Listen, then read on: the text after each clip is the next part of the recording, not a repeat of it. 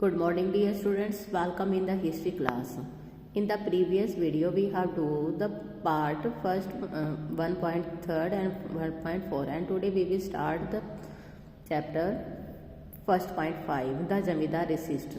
Resist का मतलब होता है विरोध करना, प्रतिरोध करना किसी भी चीज़ की. The authority of the जमींदार in rural area however did not collapse. Faced with an extraordinarily high revenue demand and the possible auction of their estate, they revised way of surviving the pressure. कहते हैं कि जो जमींदारों की authority थी कहते पूरी तरह से ख़त्म नहीं हुई थी, लेकिन वो इस चीज़ को फेस कर रहे थे हाई रिवेन्यू डिमांड को और जो पॉसिबल ऑक्शन का मतलब है जो नीलामी की जाती थी उनके लिए. They devise way of surviving the pressurise. कहते हैं प्रेशराइज को बना के वो नहीं रहना चाहते थे, तो नए नए जो टैक्स थे कहते नई नई स्ट्रैटेजी है वो निकल के आई इस वजह से. Fictitious sale was one such strategy. कहते हैं कि कई बार इनके बीच में क्या होती थी, स्ट्रैटेजी होती थी जिसमें जो नकली जो होती थी जैसे बिक्री करना, ऑक्शन करना. In involve a series of manospheres. कहते हैं इनमें एक सीरीज होती थी जिसमें Raja of the Burdwan for stamp first transfer some of his zamindari to his mother since the company had decree. कहते हैं कंपनी ने ऑलरेडी ही डिसीजन ले लिया था कि द हिज मदर कि the property of woman would not be taken over. तो इन्होंने क्या डिसीजन लिया हुआ था कि वुमन की प्रॉपर्टी को बिल्कुल भी नहीं छीना जाएगा. Then as property second move his agent manipulated his action. तो जो उनके एजेंट होते थे उन्होंने नीलामी को मैनुपुलेट करना शुरू कर दिया. मैनुपुलेट होता है फेर बदल करना. The revenue demand of the company was deliberately with head. और जो कंपनी की जो रिवेन्यू डिमांड थी वो कहते जानबूझकर उसको उनको रोक दी जाती थी. And unpaid balance were allowed to accumulated. कहते जितना भी अनपेड बैलेंस था उसको देने के लिए मजबूर किया जाता था. When a part of the estate was auctioned, the जमींदार मैंस bought the property. जब किसी का एक पार्ट नीलामी कर दी जाती तो जमींदार के जो आदमी थे उस प्रॉपर्टी को खरीदते. Outbidding other purchaser. कहते उसकी बोली लगा दी और दूसरे परचेजर को उसको बेचते. सब्सिक्वेंटली दे रिफ्यूज टू पे अप द परचेज मनी. कहते कई बार वो उसको परचेज मनी है देने पे मना कर देते. So that the estate had to be resold. कहते दोबारा से उसको बेचा जाता. Once again it was bought by the जमींदार agent. Once again the purchase money was not paid. कैसे इसी तरह से जमींदार के जो एजेंट है कहते वो उसको खरीदते, परचेज जो मनी है उनकी अनपेड नहीं करते. कहते एक बार फिर उसकी बोली लगाई जाती. कहते ये प्रोसेस था वो काफ़ी बार रिपीट किया जाता था जब तक कि भी राजा उस पर थक ना जाए उसकी बोली लगा कर. एट लास्ट में एस्टेट है कहते हैं कि लो प्राइस के ऊपर जमींदारों को वापस बेच दिया जाता था. मतलब ये जो नीलामी का था इसी तरह से विरोध कर रहे थे, उसको लो प्राइस पर बेचने के लिए उनको मजबूर किया जाता था. और जब ये प्रोसेस कब तक रहता था, जब तक वो लो प्राइस के ऊपर बेचने के लिए मजबूर ना हो जाए, तो ये प्रोसेस उनका चलता रहता था. जमींदार नेवर पे द फुल रिवेन्यू डिमांड. इसी तरह से जमींदार है कभी भी पूरा रिवेन्यू होता था कभी पेड नहीं करते थे. और जो कंपनी है वो अनपेड बैलेंस को कभी भी उसकी पाइल्ड अप उसकी रिकवरी कभी नहीं कर पाती थी. तो सच transaction happen on A grand level. ऐसे जो सौदे होते थे, ट्रांजैक्शन होते थे ग्रैंड लेवल पर होते थे. कहते हैं कि 1793 से लेकर 1801 तक कहते हैं कि जो चार बड़े जमींदारी जो बंगाल के होते थे इंक्लूडेड वर्धमान को इन्होंने क्या बनाई, जो बेनामी की परचेजिंग करनी शुरू कर दी. इसके अंदर ये सारा पैसा इकट्ठा करते थे जितना वो 30 लाख के साथ साथ में जितना भी हो सकता था. Of the total sale of the auction over 15% वर फिक्सिशियस. कहते जो भी नीलामी की होती थी टोटल सेलिंग के अंदर कहते जो 15% जो होता था वो फिक्सिशियस नकली होता था. अब कहते हैं कि अगर कोई भी नीलामी की जाती है तो 100% इसमें ट्रू होती थी, लेकिन जो ये नीलामी होती कहते 15% है तो उसमें क्या होता था, फेक होती थी ये सारी चीज़ें. कहते अब इन्होंने दूसरे मेथड भी अपनाए कि जमींदारों ने कहते इसकी डिस्प्लेसमेंट की जाए. When people from outside the zamindari bought an estate and an auction, they could always take possession. कि कोई भी ये प्लाट ले लेते या एस्टेट कोई भी ले लेते तो उस पर अपना हमेशा के लिए अपनी पोजेशन अपना अधिकार शो नहीं करते थे. At times their agent will be attacked by the lathiyals of the former zamindar. जो लठियाज होते हैं जो लाठी रखते हैं. कहते हैं कि ये एजेंट क्या करते थे अपने पहले वाले जमींदारों के जो लठियार्स के ऊपर अटैक करते थे। समटाइम्स इवन द रियाज से resist the entry of the outsider की एंट्री भी बंद करते थे। They felt bound to their own zamindar through a sense of loyalty and perceive him a figure of authority and themself as his praja, यानी कि अपने subject या अथॉरिटी के अंदर वो बिलीव करते थे, अपनी लॉयल्टी को शो करते थे। The sale of zamindari distributed their sense of identify their pride, कहते हैं उसमें जो उनकी पहचान करवाना, उनके प्राइड को फील करना, कहते हैं जमींदारी की जो बिक्री होती थी इन्हीं की डिस्टर्बेंस शो करती थी। द जमींदार before were not easily depend, कहते बड़ी इजी से ही वो डिस्प्लेसमेंट नहीं की जाती थी। By the beginning of the 19th century the depression in prices was over, कहते हैं जो प्राइसेस हैं कहते हैं बिल्कुल ज़्यादा ओवर हो चुके थे इनके, कहते हैं 19th के सेंचुरी की शुरुआत में। अब 19th सेंचुरी का मतलब 1801 से लेके 19th सेंचुरी की बात कर रहे हैं। Thus those who had survived the troubles of the 1719 consolidated their power, इन्होंने अपनी पावर को मजबूत करना शुरू कर दिया। जो रूल ऑफ रिवेन्यू पेमेंट है were also made somewhat flexible, कहते हैं फ्लेक्सिबल बनाए जाते थे। एज ए रिजल्ट द जमींदार power over the village was strength, कहते हैं जो गांव वालों की जो पावर थी वो जमींदारों की जो पावर थी गांव के ऊपर जो उनकी पावर थी वो काफ़ी मजबूत होती गई। It was only during the great depression of the 1930, great depression का मतलब क्या होता है, जब किसी चीज़ के जो दाम होते हैं बिल्कुल गिर जाना, यानी कि जो प्रोडक्शन के दाम गिर जाना, तो वो ग्रेट डिप्रेशन का काम करते थे। 1930s के अंदर हुआ था। They finally collapse and the jotedar consolidated their power in the countryside, अब इन्होंने क्या किया कि जैसे ही 1930 में पावर है उनकी धीरे धीरे कम होती गई, तो जोतदार ने क्या किया, अपनी पावर को मजबूत करना शुरू कर दिया।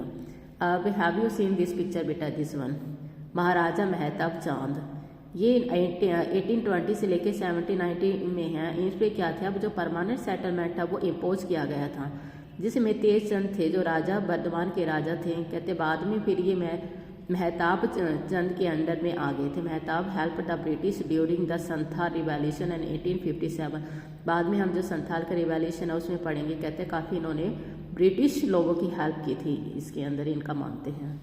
अभी नीचे एक और कंसेप्ट दिया हुआ है, बेनामी।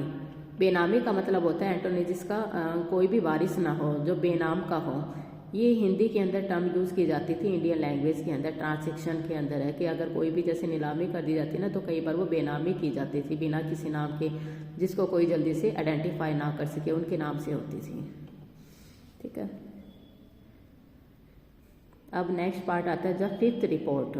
Many of the changes we are discussing were the document. अब क्या था कि हम रिकॉर्डिंग सिस्टम की तो बात कर ही रहे हैं, इस चैप्टर के अंदर है, उसमें रिकॉर्डिंग सिस्टम में क्या होता था, एक रिपोर्ट बनाई जाती थी जो ब्रिटिश पार्लियामेंट में 1830s के अंदर है। तो फिफ्थ रिपोर्ट में क्या बनाया गया, उसमें एक सीरीज होती थी रिपोर्ट की, जिसके अंदर एडमिनिस्ट्रेशन की एक्टिविटीज़ इन्वॉल्व की जाती थी और ईस्ट इंडिया कंपनी की नई नई एक्टिविटीज़ होती थी वो इन्वॉल्व की जाती थी।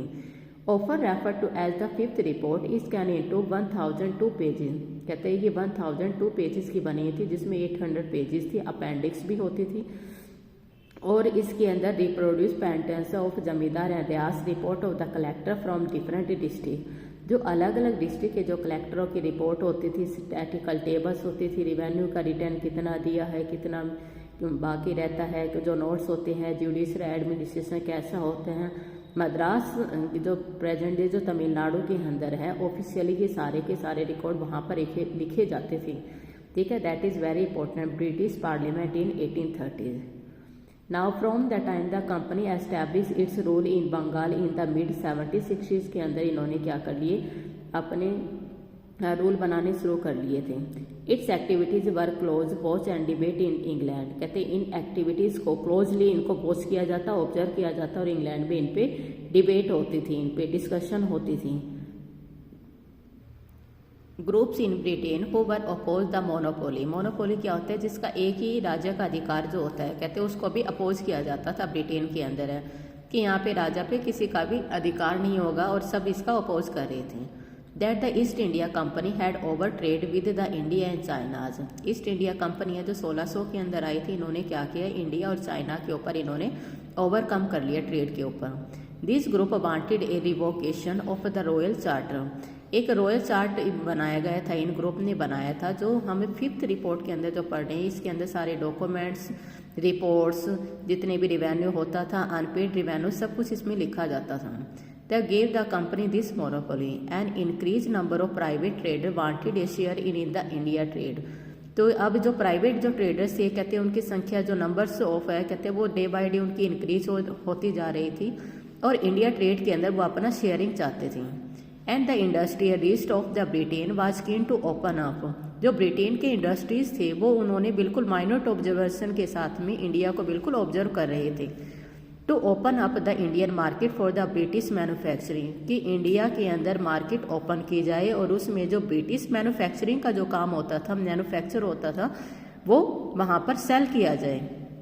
Many political group argue that conquest of Bengal was benefiting only the East India Company. कहते हैं कि जो ईस्ट इंडिया कंपनी है, कहते हैं कि जो बंगाल के ऊपर इन्होंने अपनी जीत हासिल कर दी थी, अपना आधिपत्य इन्होंने कर लिया था, but not the British nation as a whole. कहते अब वो ब्रिटिश ने एक जगह के ऊपर ही नहीं बल्कि पूरे इंडिया के ऊपर इन्होंने कर लिया था। Information about company miss rule and miss administration was hotly debate in Britain. कहते जिस तरह से एडमिनिस्ट्रेशन सिस्टम और जो रूल्स थे, कहते उनको ब्रेक किया जा रहा था, एडमिनिस्ट्रेशन सिस्टम को बिल्कुल फॉलो नहीं किया जा रहा था, ये सब चीज़ें also discuss in the Britain. An incident of the grade and corruption of the company official were widely publish in the press. कहते हैं प्रेस में ये सारी चीज़ें हैं वो पब्लिश होती थी और जितना भी करप्शन हो रहा था वो सब का सब डिस्कस किया जाता था। The British parliament passes a series of act in the late 19th century. अब लेट 18th सेंचुरी की बात हो रही है, तो 18th century how to write 1701 to 1800 के बीच में, यानी कि लेट की बात कर रही है, तो ये 750s के बाद की बात हो रही है। इनका काम होता था कि कंपनी के रूल को कंट्रोल में करना, उसको रेगुलेट करना, और इसमें कंपनी को फोर्स किया जाता था कि आप एक रेगुलर रिपोर्ट बनाए इसमें एडमिनिस्ट्रेशन की, and appointed committee to inquiry into the affair of the company, और एक कमेटी रहे, तो कमेटी है जो अपॉइंट की जाती थी। अब the 5th report was one such report produced by selected committee. जो 5th report that has been made and that has been produced by selected committee, it became the basis of the intense parliament debate on the nature of the East India Company rules in India. इसके अंदर जो parliament में जो debate होती थी, discussion होती थी east India company के ऊपर, वो सब चीज़ें डिस्कस की जाती थी। Now you can see this one, Andul Raj palace. The ruin of palace are a visible. ruins का मतलब totally, now this has been destroy. The sign and symbol has been, and Satyajit Ray famous film Jalsaghar on the decline of the aristocratic zamindari style of living. जो सत्यजीत राय जो एक famous film writer थे, उन्होंने इस palace के अंदर शूटिंग की थी, Andul Raj palace. Have you seen this one in your book बेटा? Now next part is this one. For over a century and a half, the 5th report has shaped our conception of what happened in rural Bengal in the late 18th century. अब क्या थे जो evidence थे जो 5th report के अंदर जो हमने जो देखे थे, कंटेन किए गए थे, वो इनवैल्यूएबल थे। इनवैल्यूएबल का मतलब है जो 5th रिपोर्ट के पॉइंट ऑफ व्यू से वो इम्पोर्टेंट नहीं थे। ऑफिशियल रिपोर्ट को जो हमने बड़ी बारीकी से अगर हम देखते हैं तो इसके अंदर हमने जो रिपोर्ट्स देखी है वो किस तरह से लिखी गई है, किसने लिखी है। कहते हैं रियल के अंदर जो रिसर्च ने इनके ऊपर जो साइंटिस्ट ने या रिसर्च ने जो रिकॉर्ड किया है, उन्होंने ऐसे आर्गूमेंट और एविडेंस को इनको 5th रिपोर्ट के अंदर इन्होंने एक्सेप्ट भी किया है कि ये चीज़ें पहले होती थी, लेकिन ये 5th रिपोर्ट के पॉइंट ऑफ व्यू से बिल्कुल भी सही नहीं थी।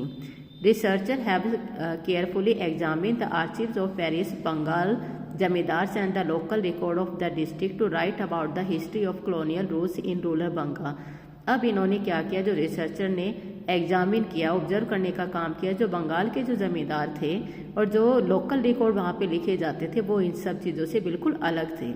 दे indicated that intend of criticise the maladministration of the company, कि कंपनी किस तरह से बुरी तरह से अपना जो एडमिनिस्ट्रेशन को इन्होंने सही नहीं किया और उस पर क्रिटिसाइज किया जा रहा था। 5th report exaggerated the collapse of tradition zamindari power, zamindari power को काफ़ी बड़ा चढ़ा के इसमें लिखा गया था, इसको ओवर एस्टिमेट किया गया था, किस तरह से जमींदार अपनी भूमि को लॉस्ट कर रहे थे। तो नाउ जो जमींदारों की किस तरह से नीलामी की जाती थी, उनको डिस्प्लेसमेंट किया जाता था, ये सब चीज़ें जो उनका इंजीनियस जो मेथड था कहते वो सब चीज़ें हैं वो इसके अंदर नहीं लिखी गई थी। तो now dear student we have also discuss the fifth report and this also sources written. You have to read this one sources and you have any doubt you can ask me and I hope you will be safe at home.